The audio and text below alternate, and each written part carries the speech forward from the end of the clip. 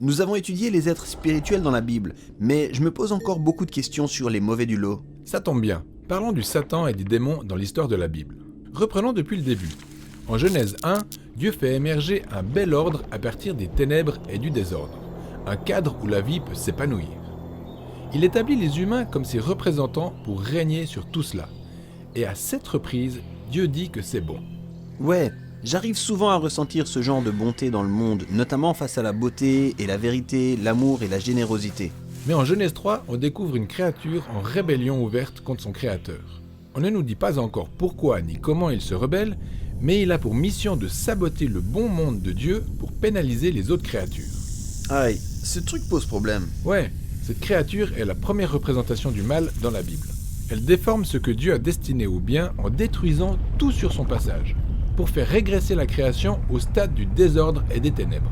Alors, les humains se joignent aux rebelles spirituels, ce qui les ramène dans le chaos et la mort. À partir de ce moment, la rébellion humaine est couplée à une rébellion spirituelle. Et l'histoire biblique montre comment ce phénomène se reproduit à plusieurs reprises. Attends un peu. Donc tout ceci arrive à cause d'un simple serpent qui rampe ? Eh bien, des indices dans l'histoire montrent que c'est tout sauf un simple serpent. Rappelle-toi qu'Éden est un haut lieu où le ciel et la terre fusionnent et leurs créatures respectives se rencontrent. Donc le serpent pourrait être un être spirituel. Eh bien, Genèse 3 va dans ce sens et les auteurs bibliques ultérieurs donnent plus de détails. Comme quand le prophète Ésaïe a eu une vision de la salle du trône céleste, où Dieu est entouré d'êtres spirituels qui le louent. Ouais, ce sont les chérubins qui entourent le trône de Dieu. Mais quand Ésaïe voit ces créatures, il les décrit comme des séraphins, ce qui en hébreu signifie serpent. Ah, donc le serpent serait un ancien membre de l'état-major siégeant dans la salle du trône de Dieu ? Alors, pourquoi s'adresse-t-il aux humains ? Eh bien, le prophète Ézéchiel a identifié cet être comme un rebelle spirituel qui ne voulait pas vivre sous la sagesse et l'autorité de Dieu. Il voulait être Dieu. Ah, c'est vrai. C'est la même tentation que le serpent place devant Adam et Ève. Tout à fait. Il leur dit qu'ils pourraient diriger le monde comme Dieu, mais par leur propre sagesse. Résultat, ils sont tous chassés du jardin. Oui, Dieu dit que ce rebelle va désormais ramper sur son ventre. Et il va où après ça ? Eh bien, les auteurs bibliques dévoilent subtilement comment cet être opère en coulisses, tout en suscitant la division et la haine entre les hommes. Ils le décrivent aussi de diverses manières. Un serpent, un dragon des mers, une créature maléfique du désert, le roi de la mort et du séjour des morts.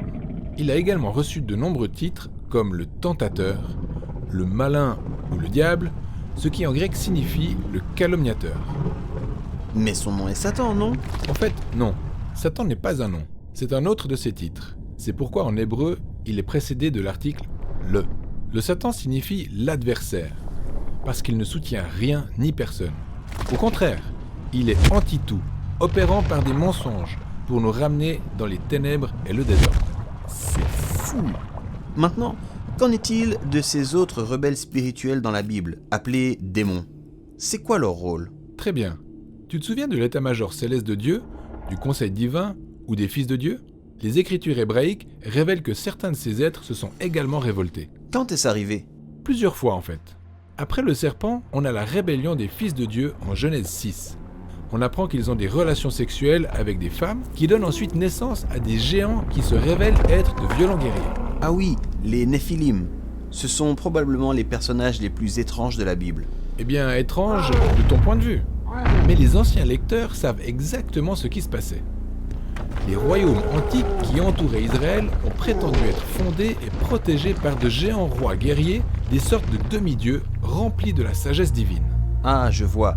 Alors, les auteurs bibliques disent « Hé, ces rois guerriers ne devraient pas être adorés. » Effectivement, dans l'histoire, ils sont décrits comme des rebelles humains captifs des forces du mal, répandant leur violence dans le bon monde de Dieu. Ouais, l'un de ces rois, en Genèse 10, est celui qui a pris l'initiative de bâtir la ville de Babylone. Oui, Nimrod, dont le nom ressemble au mot hébreu pour rebelle. Et son royaume mène à la rébellion suivante, où les humains s'exaltent eux-mêmes à Babylone. Mais Dieu anéantit cette rébellion. Et dans le Deutéronome, quand Moïse revient sur cette histoire, il révèle que c'est le moment où Dieu a livré les nations à ces rebelles de l'armée des cieux. C'est ainsi qu'elles se retrouvent à adorer les dieux de l'argent, du sexe et de la puissance militaire. Moïse est le premier à les appeler des démons, c'est-à-dire des êtres spirituels inférieurs. Les démons sont donc des forces spirituelles occultes à l'œuvre dans les coulisses du pouvoir des régimes humains corrompus? En effet, mais dans la Bible, ils travaillent également au niveau individuel, en incitant et exploitant la cupidité et l'égoïsme des humains, ainsi que la faiblesse de nos corps mortels. Dans la Bible, les forces du mal sont impliquées dans tout ce qui entraîne la bonne création de Dieu vers le chaos, les ténèbres et la mort. C'est pourquoi, lorsque Jésus est entré en scène, il a dit que son principal ennemi n'était pas humain. Tout à fait. Jésus et ses tout premiers disciples percevaient toute la douleur et la souffrance du bon monde de Dieu comme un signe de sa captivité à la mort et aux forces du mal.